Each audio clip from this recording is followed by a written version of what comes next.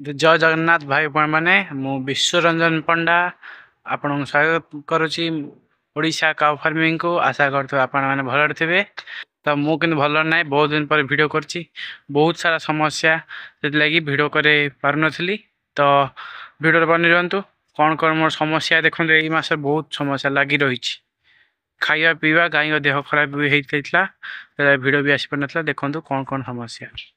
तो प्रथम समस्या हूँ आम एपटे बड़ी पानी होता तो एबे भी जस्ट काली छाड़ी पानी कमी जाइए दी थर है पानी एथरक बहुत पानी हो गला। तो कुटा जो रखी कुटा छण कुटा तो सब खाईगले 8 दिन सफा छण एखा भूसी काट दिया से मुख्य समस्या कारण घास ना तो आम गाई चरिकी घास फास खाती सब पेट पूरे तो सीधा डायरेक्ट कुटा खाया द्वारा मिल्क प्रोडक्शन बहुत डाउन हो तो से समस्या तो मु रुक्मणी मिल्किंग भिडियो आनी था कि कौन कर रुक्मणी को एक गोड़िया को 2.5 दिन जर जो कहते 2.5 दिन जर से रोगटी होगला तो तार मिल्क डाउन होगा सी स्वास्थ्य भारी डाउन हो देखी पार्टी आम रुक्मणी शोची स्वास्थ्य बहुत डाउन होता कारण 2.5 दिन जर जो 2.5 दिन जर रही जाए गाई खाए ना पीना तो सब किसी भल था मिल्क भी बहुत हाई था तार किंतु हठात कौन सका किसी खाइला ना तापर भाई पेट कि समस्या है रुचा मैक्स पाउडर खोली तापर मुझे ज्वर मापिला देखिली ज्वर 107 थिला तापर डॉक्टर देखी चेक कराला एक गोड़िया ज्वर है देखला दिन गाई खाइला ना से दिन जो दिन ज्वर होता है तो मूल खाइनी तापर दिन अल्प अल्प खाइले से दिन उठी पाइला भी ठीक रे तार बहुत बहुत हेल्थ डाउन होगला क्षीर भी बहुत कम होता 2 दिन बाद देह टे भल आसला क्षीर भी ठीक ठाक चलता कुर्मी चिकित्सा कली से क्षीर बहुत कमीगला तापर पुणी एपटे बड़ी पानी से आम गाई अवस्था बहुत खराब है अवस्था माने कौन खायापी ठीक ठाक चलती खाऊँ खाली छण भूसी कटा हो दाना गोला दिया तो एपटे आम पूर्णिमा शोची देखो क्षीर तो यहाँ बहुत कमी जाइए मिल्क भिड कली ना आउटा कथा कि आम राणी गर्भ रखी जहाँ लगुच तो एपटे देखी पारते आम सोनिया को आम षंड कर छाड़ देती तो बड़ी पानी माड़गला पुणी बांधा पड़ा तो कट जो छुआटा खायापी कि ना क्या घरे बांधी छण कौचु एपटे आम 2टा बाछुरी होती देखु तो ये भी ठीक ठाक अच्छा क्या तो एपटे आम छोट बाछुरी देखते सीताराम को राम सीता खाई शिखिले भल खाऊँ तो सीतार भी हेल्थ ठीक ठाक अच्छे एपर्त तो 2 मास होगला तो हेल्थ देखी पारे 2 जनकर पूरा ठीक ठाक अच्छी तो ये बस्ता देखु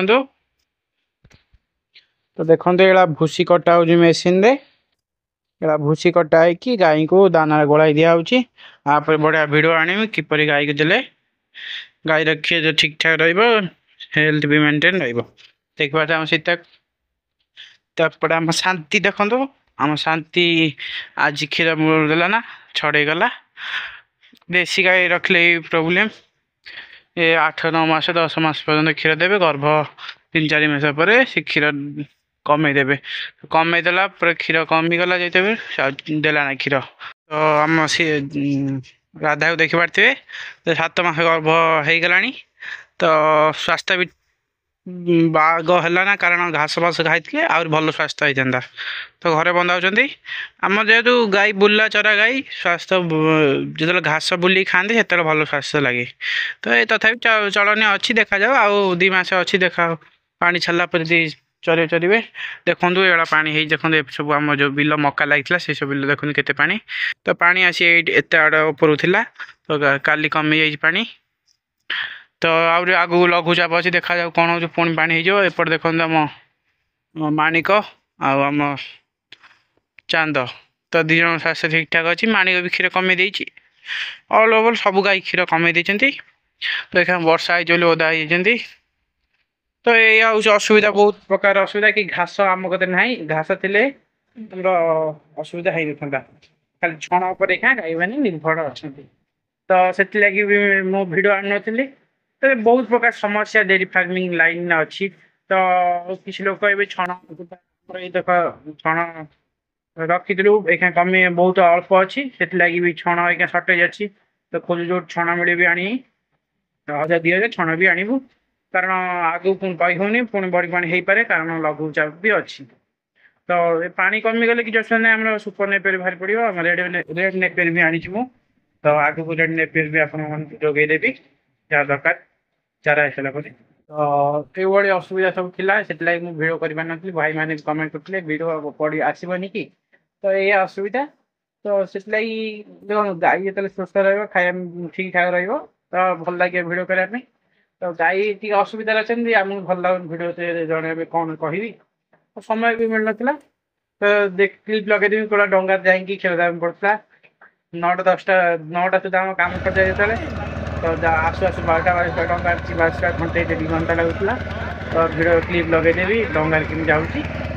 ତ ଆଶା କରୁଛି ଭିଡ଼ିଓଟା ଆପଣଙ୍କୁ ଭଲ ଲାଗିବ କାରଣ ଜାଣିପାରିଥିବେ ମୁଁ କାହିଁ ଭିଡ଼ିଓ ଆସିନଥିଲା ମୋର ତ ଚେଷ୍ଟା କରିବି ଡେଲି ଭିଡ଼ିଓ ଆଣିବା ପାଇଁ। ତ ଭିଡ଼ିଓକୁ ଲାଇକ୍ କରନ୍ତୁ ସେୟାର କରନ୍ତୁ ତ କମେଣ୍ଟ ବି ଜଣେଇବେ ନିହାତି ଆପଣ କିଛି ଓପିନିଅନ୍ ଦେବେ ଗାଈର କ୍ଷୀର ବଢ଼ିବା ପାଇଁ ତ କମେଣ୍ଟ କରୁନାହାନ୍ତି ମୋଟିଭେସନ୍ ମୋତେ ମିଳିବ କିପରି ତ କମେଣ୍ଟ ନିହାତି ଜଣାନ୍ତୁ କୋଉଠୁ ଦେଖୁଛନ୍ତି ଭିଡ଼ିଓ ସେଠି ବି କମେଣ୍ଟରେ ଜଣାନ୍ତୁ। ଜୟ ଜଗନ୍ନାଥ।